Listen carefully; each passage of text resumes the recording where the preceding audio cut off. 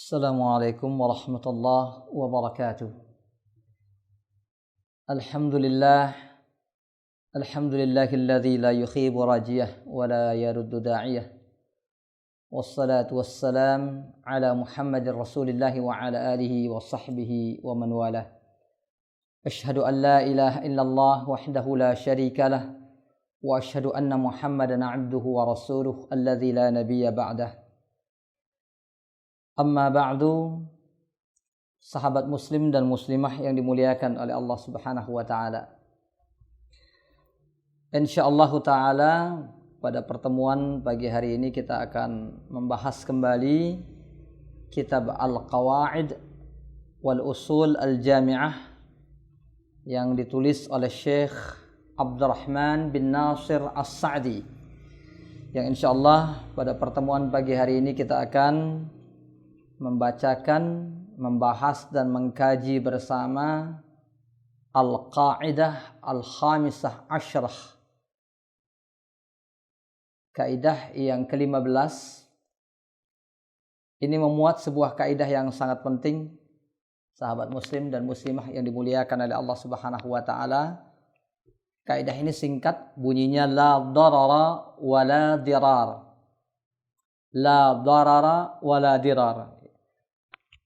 Terjemahannya dalam bahasa kita mungkin sedikit agak rumit ya, karena membutuhkan penjabaran, tapi secara umum makna dari kalimat ini adalah segala sesuatu yang berbahaya itu diharamkan. La darara wa la dirar. Ada dua kalimat pengharaman, ada dua kalimat nafi di sini. Yang pertama la darara, yang kedua wa la dirar. Ini kaidah yang sangat penting sekali, mengingat berkaitan dengan salah satu di antara hukum Islam. Ya, di antara hukum Islam itu ada haram, ada mubah, ada wajib. Nah, ini salah satu di antaranya. Ketika kita berbicara tentang hal-hal yang diharamkan di dalam Islam, maka kaidah ini memiliki posisi yang sangat strategis. Nah, uniknya kaidah la darara wa la dirar ini berbeda dengan kaidah-kaidah yang lain pada umumnya. Karena umumnya kaidah itu adalah merupakan kesimpulan, istinbat dari makna-makna yang ada di dalam hadis, tapi disebutkan dengan lafal yang berbeda. Contohnya misalnya al-umur bimaqasidiha. Segala sesuatu, segala urusan, segala perkara itu bergantung dengan tujuan-tujuannya. Dinilai bergantung dengan apa yang menjadi tujuannya. Ini diambil diantaranya dari hadis Nabi SAW, innamal a'malu binniyat wa innama likulli imri'in ma nawa. Sesungguhnya yang namanya perbuatan itu hanya yang disertai dengan niat. Dan setiap orang yang melakukan perbuatan akan diberikan ganjaran sesuai dengan apa yang dia niatkan. Nah, dari hadis yang sangat mulia ini muncul salah satunya adalah kaidah al-umur bimaqasidiha. Sekali lagi, salah satu di antaranya adalah kaidah al-umur bimaqasidiha. Tetapi kaidah ini disebutkan tidak dengan lafal hadis. Begitu juga ketika kita berbicara tentang kaidah misalnya al-yaqin la yuzalu bisyak. Segala sesuatu yang bernilai yakin itu tidak bisa dihilangkan dengan keraguan-raguan. Artinya apabila ada dua hal ya yang ada di hadapan kita yang harus kita lakukan. Satu di antaranya kita yakini. Yakin salah atau benar. Yakin najis atau yakin tidak najis. Ya. Yang satunya masih diragukan, maka kita mengambil yang kita yakini. Karena keyakinan itu tidak dapat dihilangkan dengan hal yang bersifat ragu-ragu. Tetapi ini adalah makna yang diambil dari banyak hadis ya, dari banyak hadis, dari banyak dalil, di antaranya idza shalla ahadukum. Ketika seorang di antara kita itu salat wa syakka fi salatih, lalu dia ragu dalam salatnya, ashalla thalathan am arba'an falyabni ala mastayqan. Lalu kemudian dia ragu apakah dia salat sudah 3 rakaat atau 4 rakaat, maka hendaknya dia membangun amalannya itu di atas yang sudah dia yakini. Ya, yang yakin sudah dia lakukan kan 3 rakaat, sementara yang 4 masih diragukan. Maka keyakinan itu yang menjadi acuan dalam beramal. Tetapi kaidah yang dibunyikan adalah al-yaqin la yuzalu bisyak atau la yazulu bisyak. Yang namanya keyakinan itu tidak dapat dihilangkan dengan keraguan-raguan. Nah, uniknya kaidah ini adalah kaidah yang berbunyi sama dengan lafal yang ada di dalam hadisnya, ya. Hadis yang diriwayatkan oleh Imam Ahmad, Ibnu Majah, Imam Daruqutni, ya, dengan sanad yang dinyatakan oleh sebagian ulama sahih, ya, dinyatakan oleh Syekh Muhammad Nasiruddin Al-Albani sahihun bi syawahidih, ya. Sahih dengan berbagai lafal yang menjadi pendukungnya. Sebagian ulama mengatakan hasan. Hadis ini diriwayatkan dari sahabat Ibnu Abbas, juga dari Abu Sa'id Al-Khudri radhiyallahu taala anhuma. Bahwasanya Nabi sallallahu alaihi wasallam bersabda, la darara wa la dirar. Yang namanya darar, yang namanya dirar itu dilarang di dalam Islam. Sahabat muslim dan muslimah yang dimuliakan oleh Allah Subhanahu wa taala. Kaidah ini sangat penting karena dari kaidah ini akan muncul banyak kaidah-kaidah yang lain. Tapi sebelumnya kita akan membahas makna dari kalimat yang ada di dalam hadis ini, la darara wa la dirar, ya. Kalimat la darara wa la dirar ini secara kaidah bahasa Arab, ya, la darara, la ini la linafil jinsi. Kalau dikatakan la qalama, laisa hunaka qalamun. Artinya tidak ada bolpen, no pen. Itu la qalama dalam bahasa Arab. La darara berarti tidak ada darar, tidak ada dirar. La darara wa la dirar, tidak ada darar dan tidak ada dirar. Kalau makna keduanya kita misalkan dengan satu makna saja, misalnya bahaya, tidak ada hal yang membahayakan, maka secara makna kalimat ini meniadakan sesuatu yang membahayakan, bahwa yang membahayakan itu tidak ada. Padahal hakikatnya yang bahaya itu ada. Hal-hal yang membahayakan itu selalu ada dalam kehidupan manusia. Sehingga para ulama yang mensyarah atau menjelaskan hadis ini mengatakan bahwa makna nafyun atau peniadaan di sini hakikatnya adalah nahyun, larangan.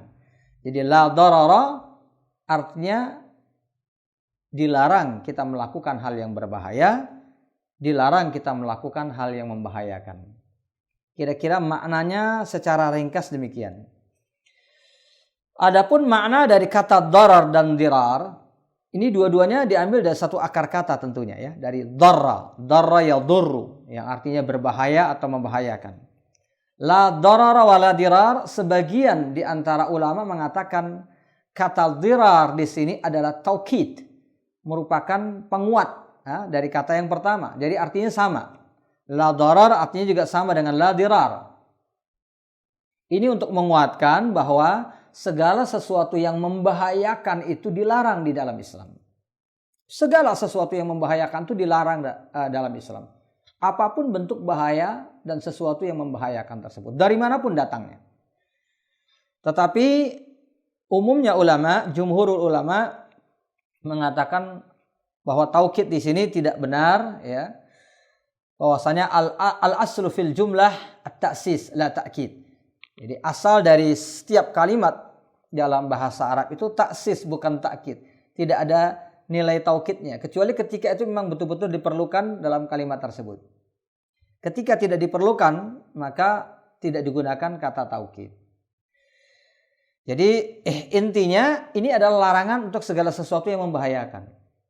Bisa bermakna taukid dalam arti memang sesuatu yang membahayakan itu kadang-kadang perlu penekanan agar seseorang itu tahu bahwa segala sesuatu yang membahayakan itu dilarang dalam Islam. Sehingga kaidah ini menjadi kaidah yang umum karena Al-Quran dan hadis-hadis Nabi SAW tidak mungkin merangkum segala sesuatu yang berbahaya di dunia ini.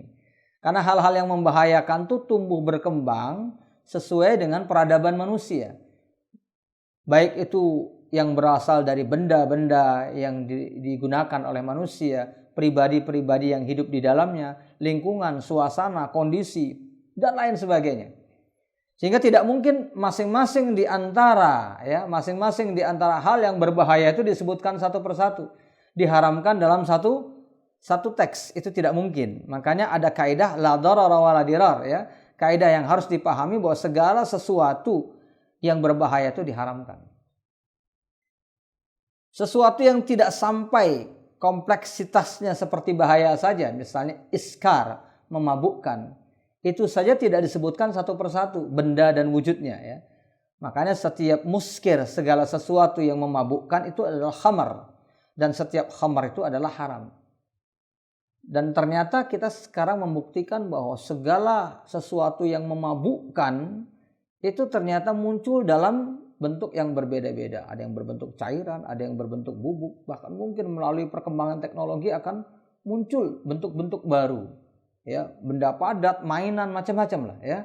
Ada yang bentuknya makanan, minuman, ada yang mungkin bentuknya hanyalah boneka dan sejenisnya. Selama itu punya fungsi memabukkan, ya, bagi orang yang menggunakannya atau berdekatan dengannya, maka dia bisa dikategorikan dalam makna al-khamar atau segala sesuatu yang memabukkan. Begitu juga segala sesuatu yang membahayakan. Nah, sebelumnya kita akan membahas juga penjelasan para ulama, ya, tentang makna darar dan dirar di sini. Tadi yang pertama sudah disebutkan bahwa sebagian di antara ulama ada yang mengatakan kata dirar di sini adalah taukid.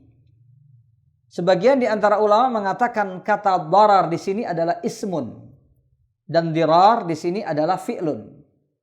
Darar ini adalah ism, ya, kata yang dibendakan, semacam abstrak noun atau gerund dalam bahasa Inggris. Kata kerja yang dibendakan. Sementara dirar ini adalah kata kerja atau verb.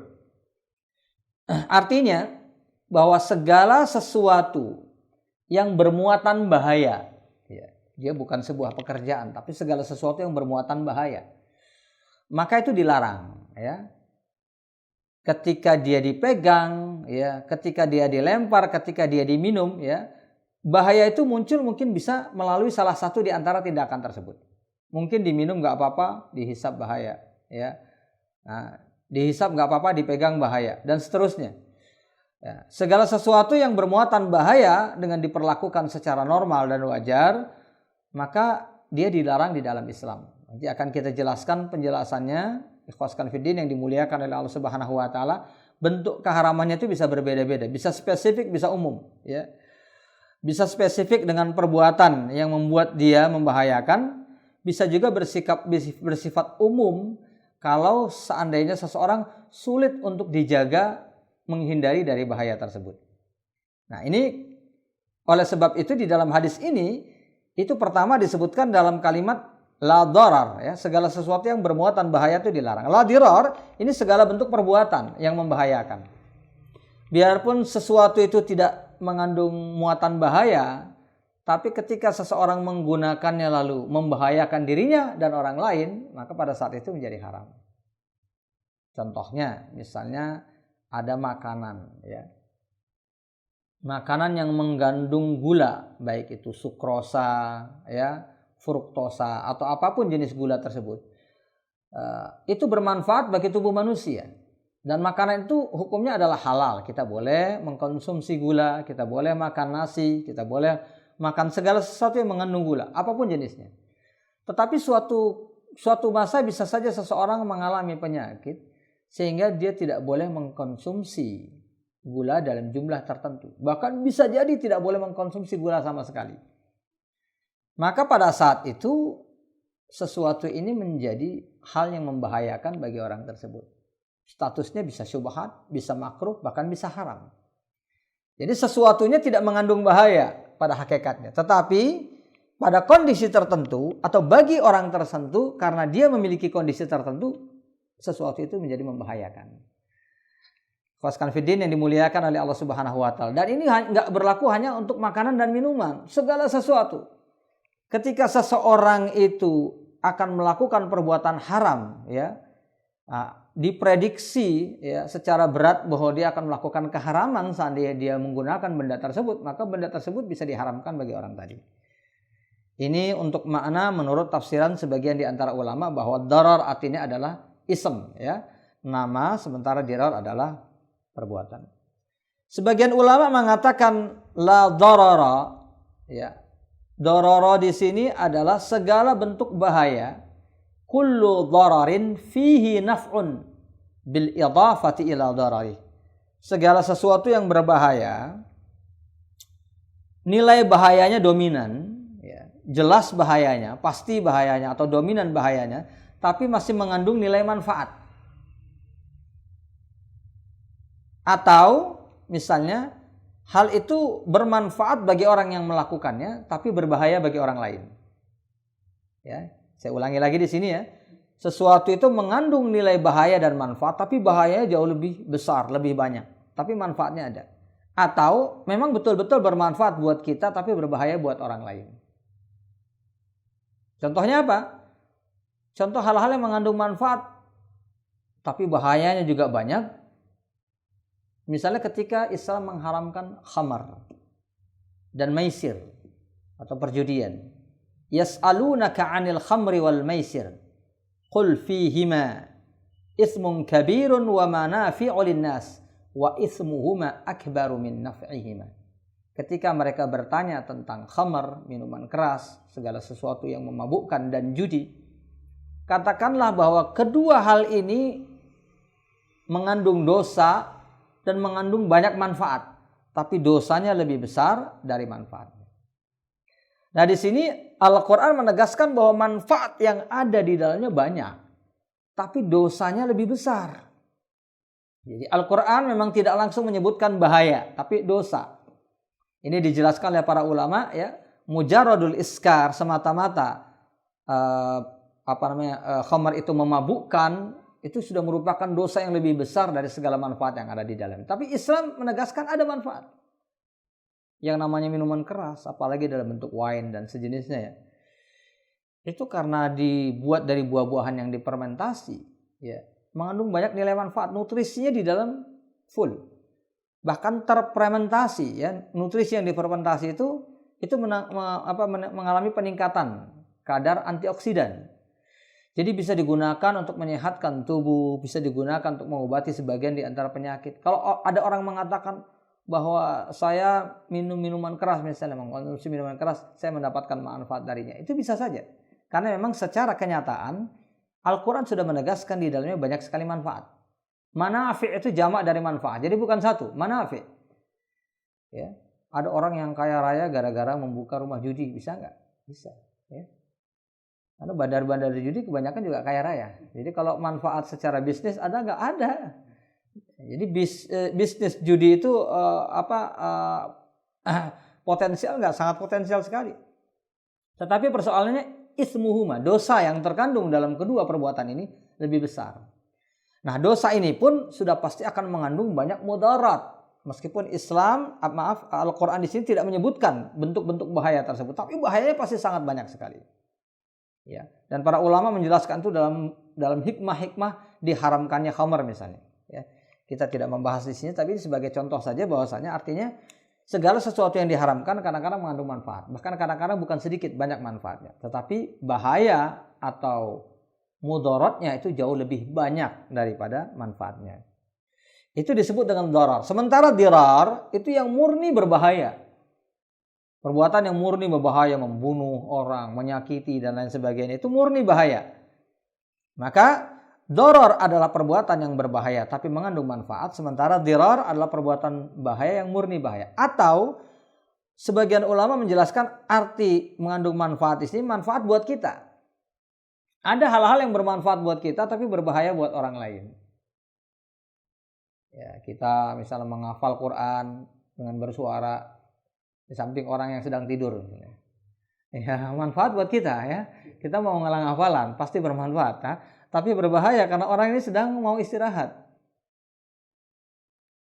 Atau seperti larangan di dalam hadis, makanya ketika kita punya rumah mau meninggikan rumah kita, kita harus lihat kondisi kiri dan kanan, jangan sampai membahayakan. Misalnya rumah kita tingkatkan, ternyata tetangga kita itu ya rumahnya bolong bagian atasnya. Atau misalnya di pagar, ya mereka sering berkeliaran di dalam pagar, tidak kelihatan, tapi begitu kita membangun rumah tinggi, kita bisa melihat apa yang ada di dalamnya. Apa yang kita buat untuk rumah kita bermanfaat buat kita. Ya, mungkin kita bisa menikmati udara lebih segar, bisa melihat cahaya matahari pagi, matahari tenggelam, tetapi ternyata membahayakan bagi orang lain. Maka dalam hal ini bisa diharamkan, bisa dilarang. Itu menurut sebagian ulama. Ya. Sebagian ulama yang lain mengatakan arti la darara wa la dirar. Perbedaan antara keduanya adalah kata darar adalah ma fihi dararun ibtidaan. Sementara dirar ma fihi dararun muqabalatan ala darar atau mujazatan ala darar. Yang namanya darar yang pertama ini adalah segala bentuk bahaya yang dilakukan seseorang itu dimulai dari kehendaknya sendiri. Memang dia melakukan perbuatan itu membahayakan orang lain. Ujug-ujug gitu ya. Jadi dia melakukan perbuatan tersebut, misalnya dia marah sama orang lain, langsung orang itu dipukul. Tersinggung dengan perkataan orang lain, orang itu dipukul. Atau misalnya seseorang itu sedang ngamuk ya, kemudian akhirnya tendang sana, pukul sini, ya orang lain jadi korban misalnya. Ini adalah perbuatan bahaya yang dilakukan seseorang ibtidaan. Atau seseorang membakar misalnya kebunnya, kemudian merambat ke kebun orang lain sehingga menimbulkan bahaya. Tapi bukan merupakan muqabalatan atau mujazatan, bukan merupakan pembalasan atas keburukan yang dilakukan orang lain terhadap dirinya. Ini disebut dengan darar. Jadi bahaya yang kita lakukan itu kadang-kadang kita lakukan dari inisiatif diri kita sendiri. Tapi kadang-kadang ada yang bersifat dirar, muqabalah atau mujazat ala dararin akhar. Sebagai balasan karena orang lain memperlakukan kita dengan buruk. Ya. Orang lain memperlakukan kita dengan buruk, ya. Misalnya ada orang nyolong barang kita tahu dia yang nyolong, tapi kita nggak bisa ngambil. Besoknya kita colong lagi barang dia, misalnya gitu ya. Nah, meskipun kita pikir misalnya yang kita colong nilainya masih lebih rendah dari dia, misalnya menurut bayangan kita, yang colong, tetap saja itu diharamkan. Ya, kecuali kalau kita berupaya mengambil kembali barang kita yang dia ambil, itu berbeda, karena itu adalah hak kita. Jadi ini artinya adalah dirar. Segala sesuatu yang kita lakukan ketika itu perbuatan itu diharamkan, maka tidak boleh dilakukan meskipun untuk membalas orang lain. Makanya dalam definisinya kata dirar di sini membalas keburukan orang lain dengan cara yang tidak dibenarkan. Loh, apakah membalas keburukan itu bisa dengan cara yang dibenarkan? Bisa. Misalnya qital, berperang. Qatilul ladzina yuqatilunakum, perangilah mereka yang memerangi kalian. Mereka memerangi kita, kita balas memerangi mereka. Sama-sama memerangi, sama-sama membunuh. Tetapi ini diperbolehkan dalam syariat karena bentuknya adalah apa? Jihadud difa, jihad membela diri. Wa huwa aslun fil jihad. Asal daripada jihad itu memang untuk membela diri. Karena jihad di dalam Islam tidak dilakukan kecuali sebagai pilihan terakhir ketika tidak ada pilihan kecuali itu. Kita diperangi, kita diintimidasi ya, kita dijajah misalnya, ya. Kemudian kita melakukan pembelaan diri. Diperangi, kita perangi lagi. Maka pada saat itu meskipun kita membalas dengan cara yang sama, perbuatan itu asalnya adalah diharamkan tapi diperbolehkan karena dalam konteks jihad. Ya, begitu juga ketika balasan itu dilakukan oleh orang lain dalam bentuk qisas misalnya, dalam bentuk qisas. Seorang yang membunuh kemudian oleh mahkamah atau pengadilan Islam kemudian dibunuh lagi. Itu juga termasuk pembalasan dengan cara yang sama. Jaza'u sayyi'atin sayyi'atun misluha, ya. Balasan dari keburukan adalah keburukan yang setara dengannya. Tapi sekali lagi, itu tidak boleh dilakukan kecuali dengan cara yang telah dibenarkan. Ya, qisas itu dibenarkan, ya. Membela diri berperang melawan orang yang memerangi kita itu dibenarkan dalam syariat. Ketika itu tidak dibenarkan tidak boleh, seperti mencuri tadi contohnya. Ya. Anak kita dipukul sama orang, ya, kemudian kita cari lagi anaknya kita pukul lagi. Ya. Boleh nggak? Nggak boleh. Ya. Meskipun misalnya kita meyakini bahwa anak saya tadi dipukul lebih parah daripada anak dia, ya. Anak saya sampai benjol-benjol, ini cuma agak pusing-pusing sedikit misalnya. Tetap aja nggak boleh ya. Tetap saja diharamkan. Tapi ketika diperbolehkan dalam syariat, maka hukumnya menjadi berbeda. Ya. Nah, ini masuk dalam kategori dirar ya. Jadi kalau doror adalah segala bentuk bahaya yang kita lakukan ibtidaan, memang inisiatif dari kita. Tapi kalau dirar adalah karena untuk membalas orang lain. Di antara bentuk pembalasan yang sedikit ditoleransi di dalam Islam, saya katakan sedikit karena ada batasan ya. Yang disebutkan dalam hadis Muslim ya, dalam sahihnya, al-mustabbani ma qala fa'alal badi'i minhuma, ketika dua orang ya, ketika dua orang itu saling mencaci maki, ini dua orang saling mencaci maki, pasti kan ada yang memulai itu, ya. Maka keduanya akan dilihat apa yang mereka lakukan, dosanya akan ditanggung oleh yang pertama kali memulai. Jadi ada seseorang maki temannya balas memaki, maka dosanya ditanggung oleh yang memulai. Illa idza tadal mazlum, kecuali apabila yang dizalimi membalasnya dengan yang lebih berat lagi, ya. Misalnya dicaci maki dengan menyebutkan nama salah satu penghuni kebun binatang misalnya, ya. Dijawabnya sama 3-4 penghuni sekaligus, ya. Nah, atau dibalas dengan cara yang lebih kasar misalnya. Ketika orang yang dizalimi membalas dengan yang lebih daripada itu, maka dosa yang terbesar ditanggung oleh orang yang membalas tadi. Tetapi orang yang pertama tetap berdosa karena dia yang memulai. Tapi inti yang ingin kita ambil di sini, seandainya seseorang secara spontanitas membalas, namanya dicaci maki, akhirnya naik pitam kemudian dia membalas, tapi balasannya ala kadarnya, bahkan mungkin lebih rendah dibandingkan balasan orang yang mencacinya, maka dia tidak mengandung dosa tersebut, ya, tidak menanggung dosa tersebut. Dosa tersebut ditanggung oleh orang yang memulai pertama kali. Ikhwas fillah yang dimuliakan oleh Allah Subhanahu wa taala, itu di antara tafsir ya para ulama, la dharara wa la dirar. Nah, sebagian ulama yang lain ada yang mengatakan bahwa la dharara, doror itu adalah bahaya, ya, kullu syai'in yadurru nafsahu, ya. Sementara dirar, kullu syai'in yadurru ghairahu, segala sesuatu yang membahayakan diri sendiri itu disebut dengan darar, tapi yang membahayakan orang lain disebut dengan dirar. Jadi apapun yang kita lakukan kalau hal itu berbahaya untuk diri kita, itu diharamkan. Membahayakan orang lain lebih diharamkan lagi. Bagaimana kalau seandainya sesuatu itu mengandung bahaya untuk diri kita dan orang lain, dosanya double. Dosanya lebih besar lagi. Ya, contohnya orang yang meminum racun, itu membahayakan dirinya sendiri, tapi enggak membahayakan orang lain, karena begitu dia menenggak racun, yang mati dia. Orang lain enggak. Paling orang lain susah gara-gara ditinggal mati oleh dirinya, ya. Dia nyisain anak, istri, ya kalau itu semuanya juga pasti merasa susah. Tapi secara umum itu membahayakan dirinya sendiri. Tapi kalau seseorang misalnya mabuk saja, minum minuman keras, ya, dia membahayakan diri sendiri. Ketika dia sudah tidak sadar, bahayanya akan merembet ke orang lain. Karena ketika orang dalam kondisi nggak sadar, dia bisa melakukan perbuatan apapun, ya. Bahkan perbuatan dosa sebesar apapun yang selama ini dia tidak akan pernah mau melakukannya. Ya. Orang yang sudah mabuk bisa berzina, bahkan dengan keluarganya sendiri, yang diharamkan. Berzina dengan ibunya, dengan adiknya, dengan kakaknya. Dia bisa melakukan pembunuhan, ya, terhadap orang-orang yang dia cintai. Ya, jadi hal-hal yang sama sekali tidak akan mungkin dia lakukan dalam keadaan sadar. Ini di antara hikmah diharamkannya khamar, ya.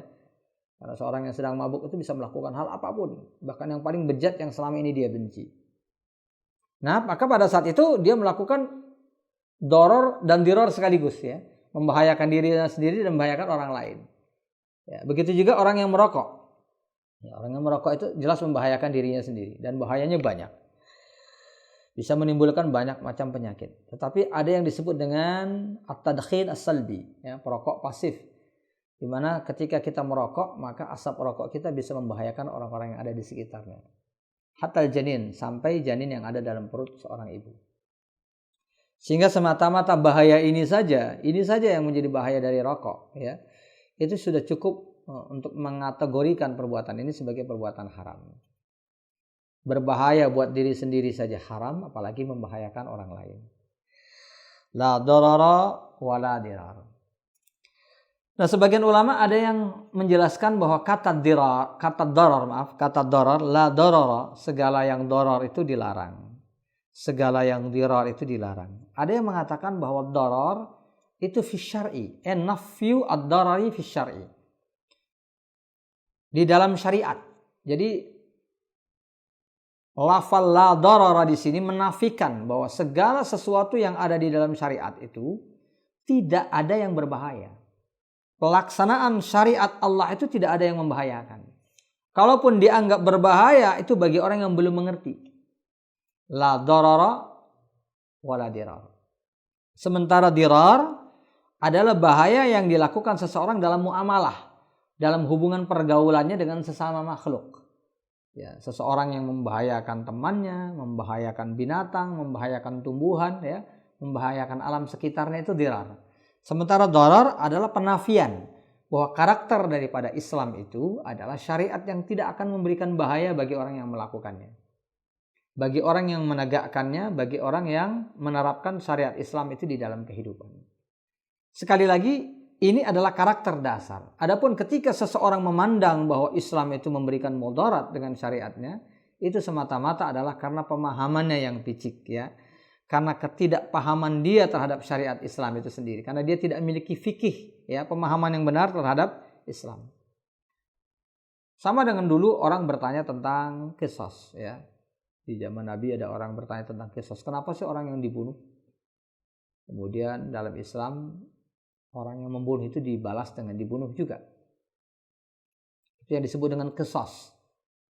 Padahal sebenarnya yang namanya qisas ini kan banyak aturannya, ya.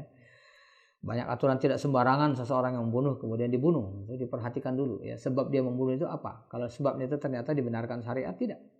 Kalau tidak dibenarkan syariat baru diberlakukan. Itu pun nanti akan dibicarakan dengan walinya. Kalau walinya memberikan maaf, ya tidak dibunuh. Kalau tidak memberikan maaf, baru dibunuh. Dibunuh pun harus dengan cara yang setimpal, ya. Tidak boleh dengan cara yang lebih berat. Nah, kemudian di sini perlu perbincangkan ucapan sebagian orang yang mengatakan, loh, membunuh orang itu kan berbahaya. Tetapi Islam kemudian menjawab, walakum fil qisasi hayatun ya ulil albab. Sesungguhnya dengan ditegakkannya syariat qisas ini ada kehidupan bagi kalian, wahai orang-orang yang berpikir, la'allakum tattaqun, agar kalian bertakwa. Ya, kalau dalam bahasa kitab-kitab dulu sebelum Islam itu disebutkan, ya, bahwa qatl itu, ya, bahwa qatl itu membunuh dengan itu adalah ganjaran yang paling setimpal untuk membunuh. Ya. Jadi tidak ada ganjaran yang lebih setimpal daripada membunuh melainkan membunuh. Itu disebutkan dalam kitab. Tapi Islam memberikan bahasa yang Al-Qur'an memberikan bahasa yang jauh lebih lebih mudah dicerna dengan bahasa umumnya kita di zaman sekarang ini, walakum fil qisas. Karena kita kan berbicara tentang hak asasi manusia nih, ya. Mungkin ketika seseorang dibunuh karena dia membunuh, itu kelihatan perbuatannya kejam. Tetapi tidak ada sesuatu yang bisa menahan diri orang lain, ini dijelaskan oleh para ulama, dari membunuh kecuali ancaman untuk dibunuh. Kali lagi kita ulangi, ya. Tidak ada yang bisa menghalangi terjadinya pembunuhan di mana-mana lebih daripada ancaman untuk dibunuh. Jadi ancaman ini sebenarnya merupakan jalan bagi kita untuk melestarikan kehidupan. Kalau kita paham, tentu kita akan berhati-hati untuk tidak membunuh.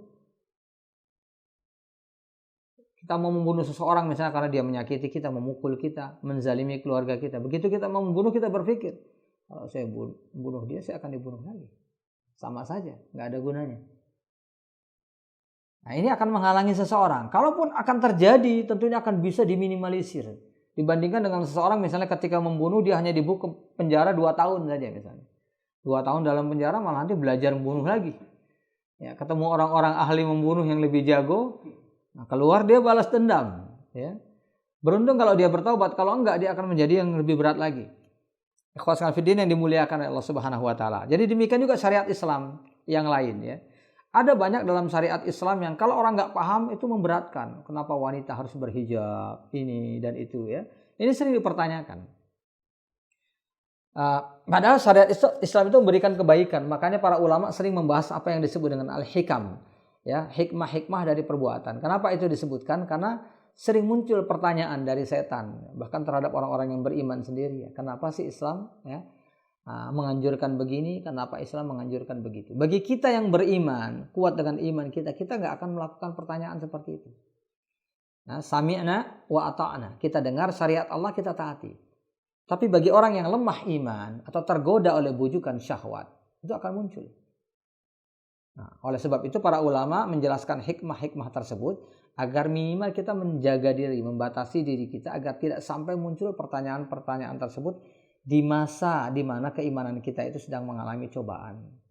Karena setiap kita itu berada dalam kondisi yang berbeda-beda.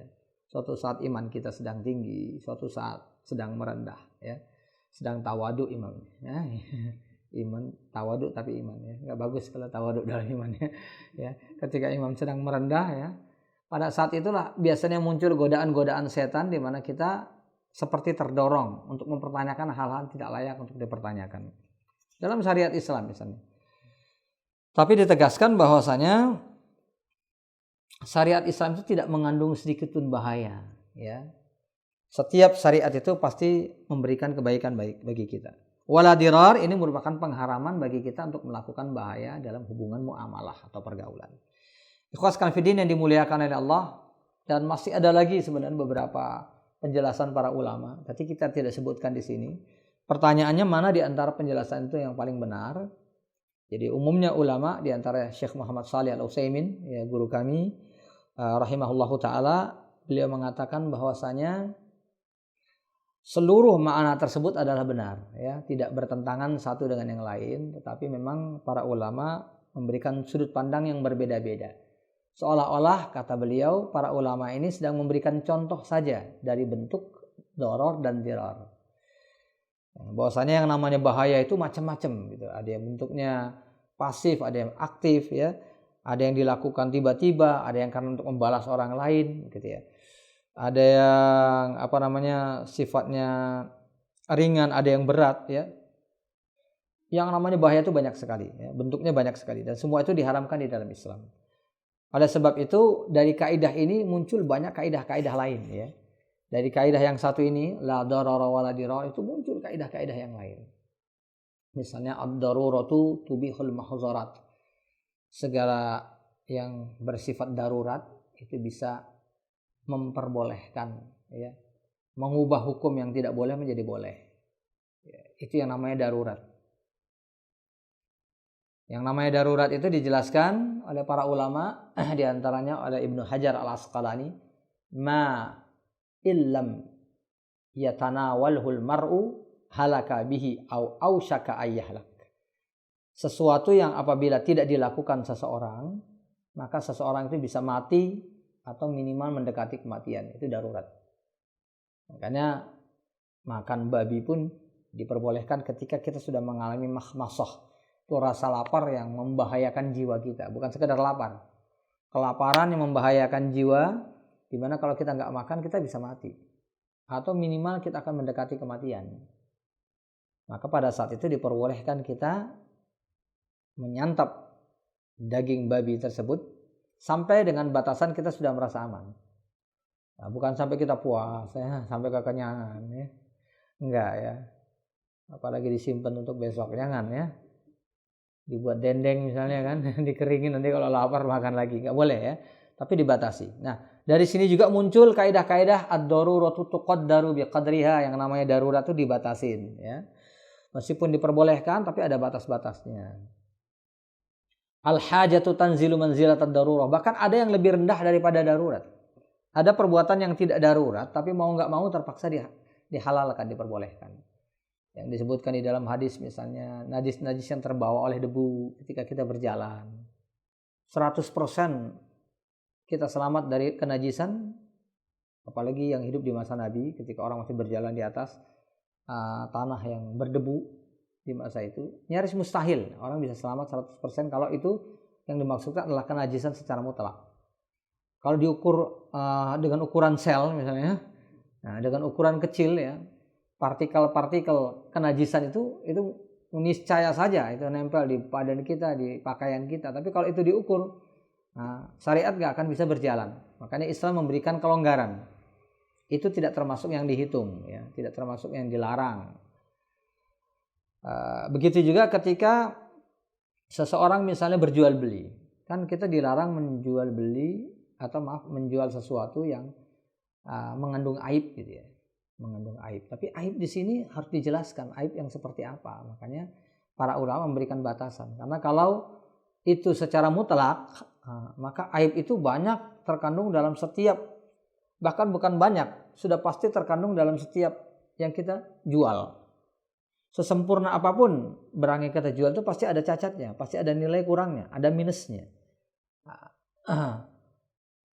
HP yang satu kuat di sini nggak kuat di sana kan begitu ya. Biasanya yang dijelaskan kan yang bagus-bagusnya aja ya. Kameranya gini, muatannya begitu, tapi yang lemahnya nggak disebutkan. Nggak ada yang lengkap semuanya, pasti ada kekurangannya. Ya, setiap barang yang kita jual pasti seperti itu. Belum lagi cacat-cacat kecil, goresan segala macam ya. Mobil yang baru, yang benar-benar baru nggak ada ya. Nggak mungkin kita bisa beli mobil baru yang benar-benar baru. Ya. Dari pabrik sudah dibawa ya. Mesinnya sudah dicoba, betul Pak ya. Jadi yang betul-betul baru nggak ada. Jadi artinya setiap cacat itu pasti ada dalam barang yang kita jual. Maka itu hal-hal yang diperbolehkan. Al-hajat tanzilu manzilat ad-darurah. Sama juga dengan misalnya melihat kemaksiatan yang tidak bisa terhindari. Kiri kanan, misalnya zaman sekarang ini kita keluar dari rumah ya. Seharian kita keluar sudah pasti mata kita akan melihat hal-hal yang diharamkan. Dari mulai orang yang ngobrolin orang lain ya, dari aurat-aurat yang terumbar di mana-mana ya. Yang itu tidak bisa 100% kita hindari, betul apa enggak? Ya, tidak mungkin 100% bisa kita hindari. Karena kita berjalan, kita harus buka mata. Kecuali kalau setiap orang pakai kacamata hitam semua ya. Keluar dari rumah sudah menganggap dirinya buta sama sekali. Dan enggak ada seorang pun di antara ulama yang menganjurkan demikian ya. Karena ini hajat tanzilu manzilat ad-darurah. Nah, perbedaannya dengan darurat apa? Kalau darurat itu memang bisa mengubah hukum 100%. Ya. Jadi ketika sesuatu itu haram dan sampai kepada tingkat darurat, maka pada saat itu betul-betul diperbolehkan. Berbeda dengan apa? Dengan al-hajat tanzilu manzilat ad-darurah. Hukumnya tetap haram. Kita nggak bisa mengatakan bahwa melihat sesuatu yang diharamkan tadi menjadi halal, enggak. Kita tetap mengatakan itu haram. Tetapi tidak bisa terhindari. Najis yang ada dalam debu kita katakan bukan najis, tetap najis misalnya. Ya. Najis yang terkena pakaian kita yang tidak bisa terhindari tetap najis. Tetapi Islam memberikan kelonggaran. Oleh sebab itu, al-hajat tanzilu manzilat ad-darurah itu tidak mengubah hukum asli sama sekali. Hanya pemaafan Islam yang diberikan karena itu sudah menjadi kebiasaan yang umum dan tidak terhindari atau nyaris tidak bisa dihindari. Berjual beli makanan di zaman sekarang ini, kalau kita beli makanan itu kan nggak ada akad. Ya, padahal di dalam Islam itu yang namanya jual beli harus ada akad ya. Saya beli, saya jual. Harganya berapa? Sekian. Oh ya, saya beli. Namanya orang makan di warung makan sekarang nggak ada yang baru mau makan. Pak, berapa? Semuanya sepakat, ya baru saya makan. Tidak. Boleh nggak kita melakukan dengan akad yang asli? Boleh, tapi itu nggak umum. Ya. Orang yang kita perlakukan kayak gitu bisa jadi malah marah-marah. Ya, itu tidak umum. Tetapi ini hubungan kemaslahatan sehingga para ulama menjelaskan diperbolehkan. Tetapi apabila terjadi sesuatu yang membahayakan, maka ditanggung sendiri. Jadi misalnya pembeli yang tiba-tiba mendapatkan makanannya mahal sekali, nggak sesuai dengan yang dia prediksi, dia nggak berhak untuk menolak, nggak berhak untuk mengingkari. Karena apa? Karena nggak ada akad di antara mereka berdua yang mengabsahkan. Dia tidak punya hak hukum dia. Kalaupun orang tersebut berbuat kezaliman, ya kezaliman itu ditanggung oleh orang yang menjual tadi. Ya, misalnya orang ini kelihatan nih datang jauh dari kota, ya begitu dia makan di situ langsung dimahal-mahalin. Dia berdosa kepada Allah, tetapi orang yang membeli ini tidak punya hak di dalam syariat Islam untuk menolak. Misalnya dengan mengatakan, enggak bisa, saya enggak mau bayar. Kalau harganya segitu, tidak bisa, karena tidak ada kontrak di antara mereka. Nah, itu salah satu di antara mudarat kalau kita tidak melakukan hal yang ditetapkan oleh syariat tadi. Tetapi ini masuk dalam hukum yang disebut dengan al-'adatu muhakkamah. Yang namanya hukum kebiasaan itu bisa berlaku. Ya. Tapi sekali lagi penjelasan tentang masalah ini panjang ya. Jadi para ulama memberikan banyak kaidah-kaidah, memberikan batasan-batasan. Tidak setiap segala sesuatu yang menjadi kebiasaan itu bisa dihalalkan, tidak. Ya. Ada batasan-batasannya. Nah, sesuatu tersebut itu harus merupakan sesuatu yang sifatnya bukan inti daripada hukum. Ya, tentang makanan misalnya hukum makanannya, jual beli hukum jual belinya misalnya. Nah, tetapi hal-hal yang melingkari ya, hal-hal tersebut yang tidak dapat dihindari ya. Hal-hal remeh-temeh yang ada di seputar ya pelaksanaan syariat tersebut yang tidak dapat dihindari. Itu yang akhirnya menjadi hukum al-hajat tanzilu manzilatad darurah. Nah, dari kaidah ini juga keluar apa yang disebut dalam kaidah pertama kitab ini ya, bahwa asy-syari'u la ya'muru illa bima maslahatuhu khalisun aw rajihah. Ya, khalisatun aw rajihah. Yang namanya syariat itu hanya memerintahkan segala sesuatu yang maslahatnya itu jelas, pasti atau dominan. Wala yanha, dan tidak melarang illa ma kanat maslahatuhu khalisatan aw rajihah. Dan syariat juga tidak melarang kecuali yang bahayanya itu dominan atau bahayanya itu pasti ya, pasti atau dominan. Ini kaidah ini sudah kita bahas ya, bahwa artinya adalah bahwa setiap perintah dalam Islam itu pasti terhadap segala sesuatu yang mengandung manfaat buat kita. Dan segala larangan itu pasti terhadap segala sesuatu yang berbahaya buat kita. Bahayanya itu pasti atau dominan. Ada sebab itu dalam pembahasan di sini dijelaskan fad-dararu manfiyun syar'an. Yang namanya bahaya di dalam Islam itu memang dinafikan. Ya. Tidak ada hal yang berbahaya yang diperbolehkan dalam Islam. Segala sesuatu yang bisa membahayakan itu tidak boleh. Fala yahillu li muslimin ayadurra akhahal muslim biqaulin aw fi'lin aw sababin bighairi haqqin sawa'un kana lahu fi dzalika naw'un manfa'ah aw la. Ya, seorang muslim enggak boleh melakukan hal apapun yang bisa membahayakan saudaranya. Melakukan itu dengan perbuatan, dengan tindakan langsung atau dengan membuat sesuatu yang tidak secara langsung membahayakan orang lain, itu enggak boleh. Baik sesuatu itu bermanfaat buat pelakunya maupun tidak bermanfaat. Pokoknya segala sesuatu yang bisa membahayakan orang lain maka itu dilarang. Wa hadza 'amun fi kulli ahadin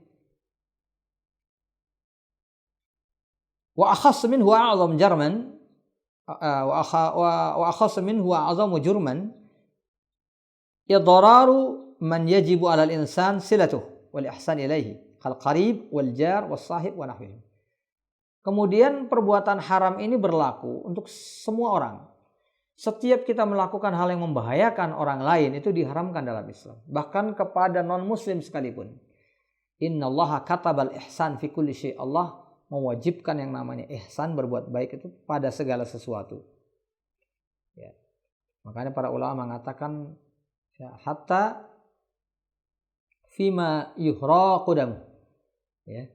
Sampai ketika seseorang harus menumpahkan darah sekalipun, dia tetap harus berlaku ihsan. Ketika apa? Wa idza qataltum fa ahsinul qitlah wa idza dzabhtum fa ahsinuz dzibhah. Kalau harus membunuh pun membunuh dengan cara yang baik, kalau harus menyembelih hewan pun menyembelih dengan cara yang baik. Kita tahu yang namanya menyembelih hewan itu hal yang dibenarkan dalam syariat. Ibadahnya hewan itu memang untuk dinikmati oleh manusia. Khalaqalakum ma fil ardi jami'an. Ya. Ibadah mereka itu dengan melakukan apa yang telah dalam tanda kutip disunnahkan Allah, ditetapkan Allah bagi mereka. Salah satunya bagi hewan-hewan yang halal untuk dimakan adalah disembelih, dimakan oleh manusia. Tetapi ketika manusia mau melakukan penyembelihan, tetap dia diperintahkan untuk berbuat baik. Ya, sampai dalam perkara yang harus menumpahkan darah sekalipun kita harus berbuat baik. Itu dalam Islam.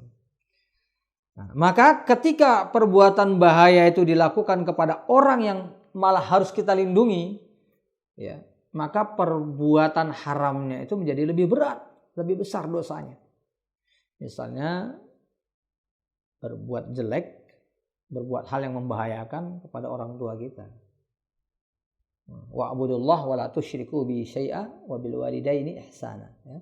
Beribadahlah kepada Allah Jangan menyekutukan Allah dengan segala sesuatu dan hendaknya kamu berbuat baik kepada orang tua. Maka berbuat jelek kepada orang yang paling dekat kepada kita, yang paling wajib kita berbuat baik kepadanya. Ya. Bahkan Allah merintahkan kebaikan itu setelah beribadah kepada Allah. Itu perbuatan dosa besar yang sangat besar sekali. Jadi semakin dekat orang itu, semakin wajib kita lindungi, maka semakin besar perbuatan dosa kita kepadanya. Berbuat dosa kepada orang tua besar hukumnya, berbuat dosa kepada istri dan anak juga besar hukumnya. KDRT itu hukumnya besar, dosa besar dalam Islam. Kenapa? Karena berbuat sesuatu yang membahayakan bagi orang lain saja itu sudah haram. Kepada muslim lebih haram lagi. Kepada orang yang dekat dengan kita dan kita cintai dan wajib kita lindungi lebih besar lagi. Maka dosanya berlipat-lipat, ya. Dosanya berlipat-lipat, membahayakan manusia, membahayakan muslim, membahayakan orang yang wajib kita lindungi. Yang lebih parah lagi, membahayakan orang yang ada hubungan darah kita dengan dia, orang tua kita atau anak kita. Ikhwaskan fiddin yang dimuliakan oleh Allah. Maka ada uququl walidain, ada dosa durhaka kepada orang tua.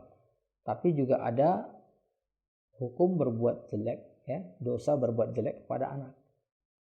Ya, kalau boleh dikatakan dengan kata durhaka, ada durhaka kepada orang tua, juga ada durhaka kepada anak. Ya, hukumnya tentu berbeda, ikhwaskan fiddin yang dimuliakan Allah Subhanahu wa taala. Tetapi masing-masing mengandung satu dosa yang mirip, yaitu dosa terhadap orang yang wajib kita lindungi. Orang tua wajib kita lindungi, anak-anak juga wajib kita lindungi. Berbuat dosa kepada orang yang punya hubungan darah, orang tua punya hubungan darah, anak juga punya hubungan darah. Ikhwaskan fiddin yang dimuliakan Allah Subhanahu wa taala. Oleh sebab itu yuharramu ayyaj'ala fi turqil muslimin wa aswaqihim ma yadurru bihim min ahjarin wa akhshabin wa hufarin wa ghairiha illa ma kana fihi maslahah lahum. Jadi melakukan apapun sampai membuang sesuatu di jalan, meletakkan batu-batuan misalnya atau kayu di tengah jalan yang bisa membahayakan orang lain, menggali lubang misalnya. Sampai segala sesuatu yang bermanfaat buat kita. Kita bikin sumur misalnya ke rumah kita, tapi di jalanan, sehingga orang bisa salah jalan yang pelung dalam sumur. Atau sumurnya dekat dengan sumur tetangga kita, sehingga air yang kita buang dari sumur kita bisa ngalir ke sumur tetangga kita. Misalnya seperti itu. Ini semuanya diharamkan, ikhwaskan fiddin yang dimuliakan Allah Subhanahu wa taala. Oleh sebab itu sekali lagi banyak kaidah-kaidah yang keluar dari hadis ini. Dan hadis ini atau kaidah ini merupakan kaidah yang sangat penting karena nilainya yang universal, sangat kompleks sekali. Segala sesuatu yang membahayakan diri kita dan orang lain itu dilarang di dalam Islam. Bahkan sampai pada tatanan yang kadang-kadang belum kita bisa pahami sama sekali. Ya.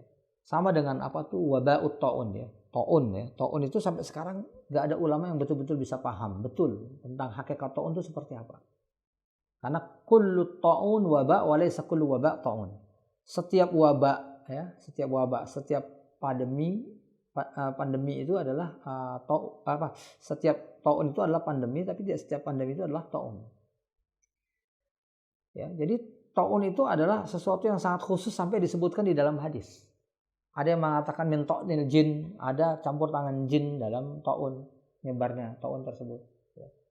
Ada karena kekhususan ya, kekhususan ta'un ini kan sifatnya membunuh tapi pelan-pelan, orang digerogotin ya, dia keluar penyakit bernanah di berbagai bagian tubuhnya, makin parah kemudian akhirnya orangnya meninggal dunia. Umumnya pada waktu itu di zaman-zaman yang telah lalu yang terjadi wabah-wabah ta'un, memang orang yang terkena itu meninggal dunia. Rata-rata seperti itu. Jadi makanya ta'un ini sesuatu yang sangat sulit untuk dipahami. Sehebat apa ta'un tersebut ya. Nah, sehingga idza sami'tum at-ta'un, kalau kamu mendengar ta'un ya, bi ardin fala taqdamu alaih. Nah, ada ta'un yang ada di satu negeri, maka jangan kamu masuk ke dalamnya. Wa idza waqa'a bi ardin wa antum fihi fala takhruju min. Tapi kalau terjadi di satu negeri yang kamu kebetulan ada di dalamnya, jangan keluar dari negeri tersebut. Nah, wa yuqasu 'ala ta'un ghairuha minal waba. Cuman memang para ulama menganalogikan ta'un itu dengan segala sesuatu yang bersifat wabah. Analogi sifatnya, tapi jangan kita katakan bahwa setiap wabah itu adalah ta'un, tidak. Beda. Ta'un itu tersendiri. Ini yang mungkin disalahpahami oleh sebagian orang. Ta'un itu tersendiri. Bahkan sampai sekarang ulama itu nggak tahu persis itu ta'un itu seperti apa, hakikatnya bagaimana, ya. Masih perdebatan secara ilmiah maupun secara syariat di antara para ulama dan ahli medis.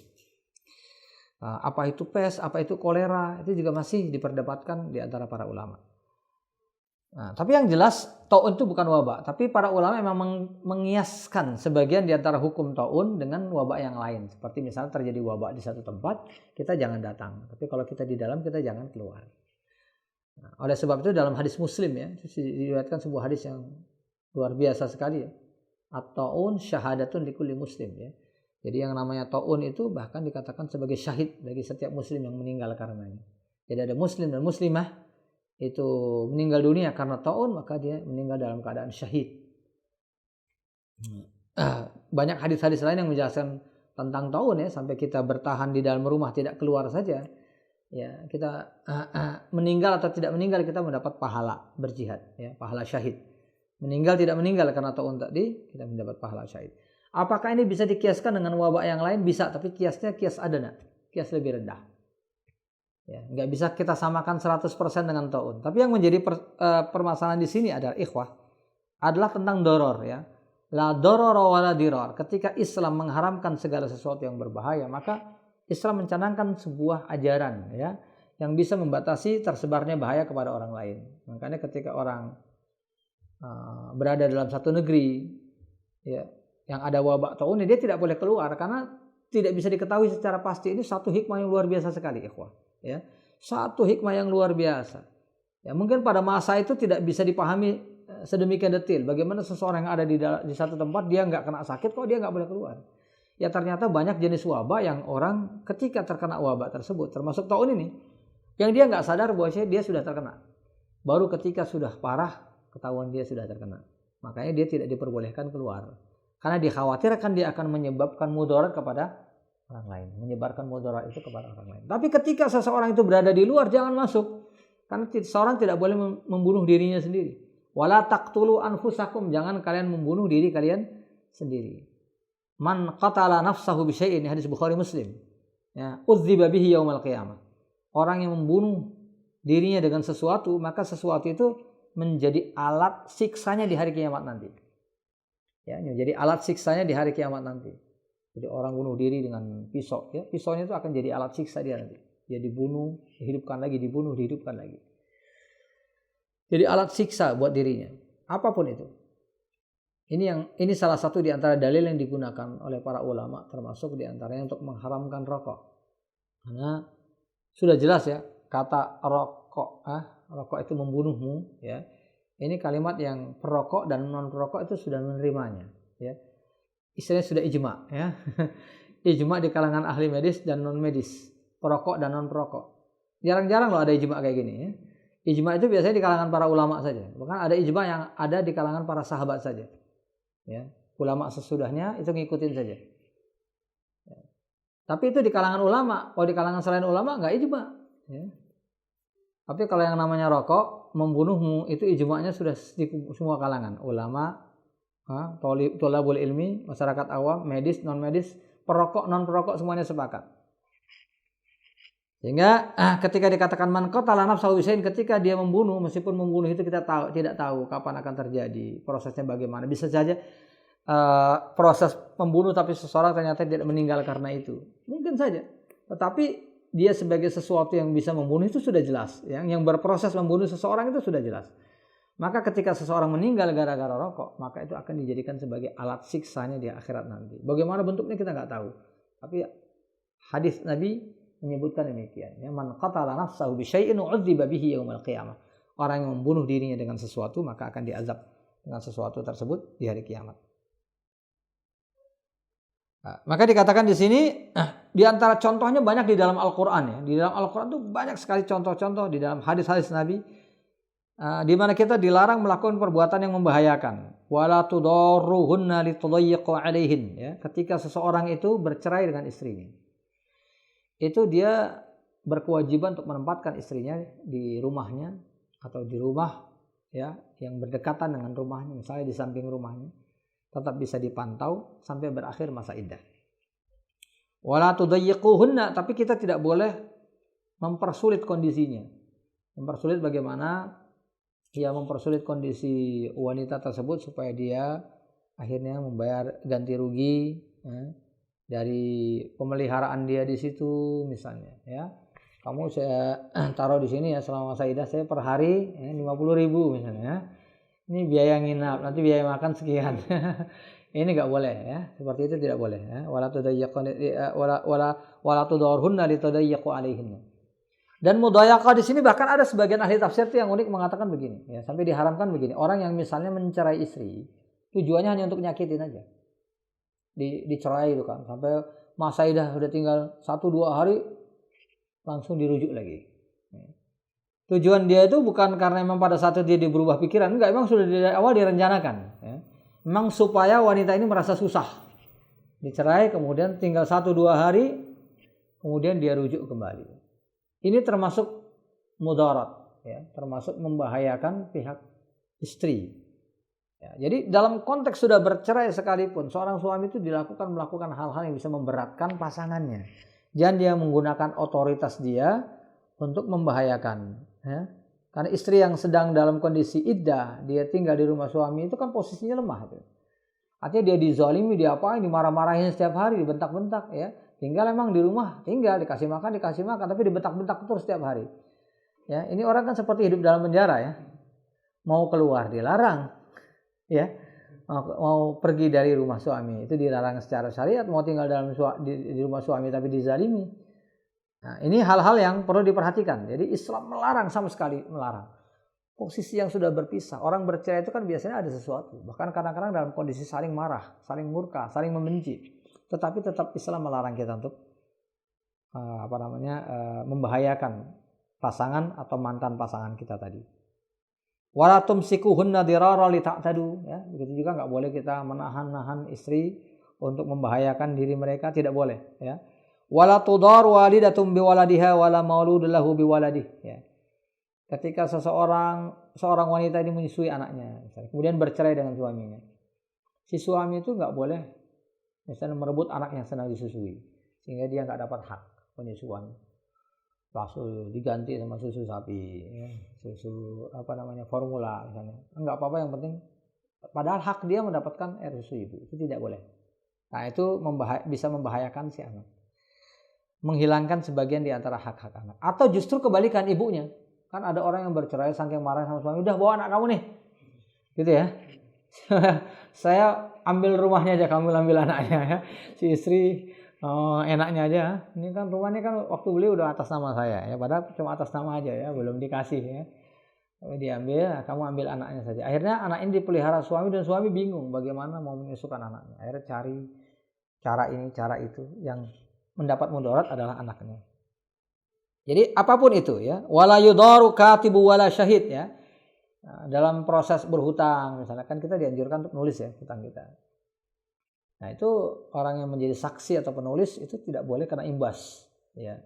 Kena imbas, tolong tulis lebih gede, ya, dari hutangnya, ada gitu, ya. Atau yang berhutang atau dikurangin dikit. Atau tempo ini ditambahin, ya. Tadi perjanjiannya 3 bulan, bulannya diganti tahun, jadi 3 tahun misalnya. Ini nggak boleh, ya. Jadi nggak boleh saksi maupun penulis itu jadikan korban untuk melakukan rekayasa, ditekan, diintimidasi misalnya. Itu nggak boleh, ya. Ini artinya apa? Apa-apa yang disebutkan di dalam Al-Quran ini menunjukkan bahwa hal-hal yang membahayakan bagi orang lain itu dilarang dalam Islam. Maka mustahil, ya, Islam itu memperbolehkan kita melakukan hal-hal yang membahayakan. Makanya syariat Islam diberlakukan tuh demikian, ya. Diberlakukan demikian adalah untuk menjaga keselamatan kaum muslimin. Apapun syariat tersebut. Syariat wanita yang harus lebih banyak di rumah, syariat wanita untuk berhijab, ya. Larangan kita untuk berjudi, untuk minum minuman keras, untuk melakukan perbuatan yang diharamkan oleh Allah Subhanahu wa taala. Perbuatan-perbuatan yang mungkin sudah menjadi sesuatu yang biasa dilakukan oleh orang banyak, karena masing-masing di antara kita kan diuji dengan ujian yang berbeda-beda. Ya, kalau para nabi dulu biasanya ujiannya itu dominan di satu tindakan saja. Ada umatnya itu yang kerjanya melakukan seks sejenis misalnya. Ada yang kerjanya merampok misalnya. ada yang kerjanya melakukan sihir misalnya, ada yang tenggelam dalam perbuatan maksiat zina. Jadi masing-masing di antara para nabi itu punya PR, biasanya dominan di satu perbuatan. Nah, yang luar biasanya umat Nabi Muhammad ini diuji dengan berbagai macam. Ya. Makanya salah satu hadis yang menceritakan kejadian di akhir zaman ya, yang wajib kita perhatikan adalah di antaranya misalnya tentang tersebarnya zina, kemudian orang yang tidak membayar zakat, kemudian orang-orang yang tidak berhukum dengan hukum Allah ya, di dalam khamsun ya, idzab tulitum bihinna, ada 5 hal yang apabila kalian diuji dengannya. Dan aku berharap wa'udzubillah antudrikun, aku berharap kalian tidak akan pernah mendapatkan 5 hal tadi. Nah, 5 hal yang disebutkan di sini adalah perbuatan-perbuatan dosa besar yang semuanya itu niscaya ada. Bahkan bukan hanya 5 ini saja. 5 ini kan yang disebutkan karena akan memberikan akan memberikan ganjaran langsung di dunia. Ya, 5 yang disebutkan ini adalah dosa-dosa besar yang Allah akan memberikan ganjarannya langsung di dunia selain di akhirat. Tersebarnya zina itu akan diganjar oleh Allah Subhanahu wa taala dengan menyebarnya berbagai macam penyakit termasuk yang enggak pernah dikenal. Ini ganjaran pasti terjadi di dunia selain di akhirat kalau orang enggak bertobat. Ya. Tapi di luar daripada yang ini masih banyak lagi. Ya, masih banyak lagi perbuatan-perbuatan dosa yang luar biasa yang dikabarkan di dalam hadis. Menyebarnya riba sampai orang yang enggak melakukan riba itu harus terkena debunya, debu-debu riba. Padahal riba itu mengerikan dosanya. Ya, pembunuhan antara sesama muslim ya, di akhir zaman ya. Kemudian seorang anak yang menzinai ibunya sendiri ya, memperbudak orang tuanya sendiri dan macam-macam. Itu disebutkan dalam banyak hadis dan itu akan terjadi secara pasti di kalangan umat ini, banyak sekali. Sehingga artinya apa? Artinya adalah bahwa syariat Islam itu memberikan benteng bagi kaum muslimin untuk menghindarkan diri dari hal-hal yang membahayakan. Baik itu yang sudah dalam bentuk syariat yang ditetapkan, seperti zina, minum-minuman keras dan lain sebagainya. Ini adalah syariat yang sudah ditetapkan dan pasti banyak mengandung mudarat. Atau hal lain yang tidak pernah disebutkan secara spesifik, perbuatan-perbuatan yang bisa membahayakan seperti saya sebutkan tadi. Ya. Baik itu yang secara pribadi atau yang berbahaya bagi orang lain. Ada satu benda, satu makanan, satu minuman yang bagi siapapun nggak berbahaya, tapi bagi kita berbahaya. Bukan karena kita punya penyakit, enggak. Karena memang kita misalnya kalau makan makanan itu kita bisa berlebihan, ya, sampai muntah-muntah mungkin ya, sampai kekenyangan melampaui batas. Ada orang yang seperti itu menghadapi makanan dan minuman tertentu misalnya, atau benda tertentu ya. Ada seseorang yang kalau nggak ketemu HP ya 1 menit saja stres, ya. Ini sudah menjadi addicted, benar-benar addicted ya, artinya sudah menjadi candu ya, menjadi candu bagi seseorang sehingga kalau nggak berjumpa sebentar saja sepertinya sudah kehilangan sesuatu. Yang akhirnya dia merasakan kalau saya berdekatan terus dengan benda ini saya bisa meninggalkan banyak kewajiban. Ketika itu terjadi pada diri seseorang, maka pada saat itu benda tersebut menjadi sesuatu yang diharamkan buat dia. Karena la darara wala dirar. Loh, bukankah bendanya itu halal? Iya halal. Tetapi bahaya itu terjadi secara dominan atau pasti bagi diri kita, tapi tidak bagi orang lain. Maka itu diharamkan bagi kita, tapi tidak diharamkan bagi orang lain yang tidak mengalami seperti yang kita alami. Jadi ikhwaskan fiddin yang dimuliakan oleh Allah Subhanahu wa taala, ini hal-hal yang perlu ditegaskan ya. Karena kalimat la darara wala dirar sekali lagi itu merupakan kaidah ya, kaidah yang sifatnya umum yang berlaku bagi segala sesuatu. Karena Islam pada hakikatnya mengajarkan kepada kita untuk berbuat baik, menghindarkan segala sesuatu yang bersifat mudarat. Nah, maka dalam melakukan segala sesuatu, dalam melakukan segala tindakan, perhatikanlah ya. Ketika syariat sudah melarang, kita jauhi ya. Ketika syariat sudah memerintahkan, kita lakukan. Apalagi ketika sesuatu itu sudah jelas mudaratnya ya. Secara mudarat sudah jelas, secara syariat sudah jelas, maka jangan lakukan lagi. Ketika kita menantang diri kita melakukan perbuatan-perbuatan yang sudah jelas diharamkan oleh Allah Subhanahu wa taala, apalagi itu bisa memberikan mudarat bagi diri kita dan orang lain, sama saja kita itu dengan berkhianat kepada Allah dan Rasulnya. Ya ayyuhalladzina amanu la takhunullah wa rasulah wa takhunu amanatikum. Karena kalau kalian mengkhianati Allah dan mengkhianati Nabi, maka kalian telah mengkhianati amanah yang telah dibebankan kepada kalian. Jadi demikian saja yang dapat saya sampaikan, ikhwah sekalian fiddin, kaum muslimin dan muslimat dimanapun antum berada. Mudah-mudahan apa yang disampaikan pada pertemuan pagi hari ini sebagai pembuka dari kajian sepekan kita di rumah bisa bermanfaat untuk diri kita semua dan bagi seluruh ikhwah, ya, menjadi keberkahan, bisa menjadi tazkir, mengingatkan diri kita atas kesalahan-kesalahan, kekhilafan-kekhilafan yang mungkin kita lakukan, terutama di dalam masa-masa yang penuh dengan cobaan ini. Saya cukupkan di sini. Wal afu minkum. Assalamualaikum warahmatullahi wabarakatuh.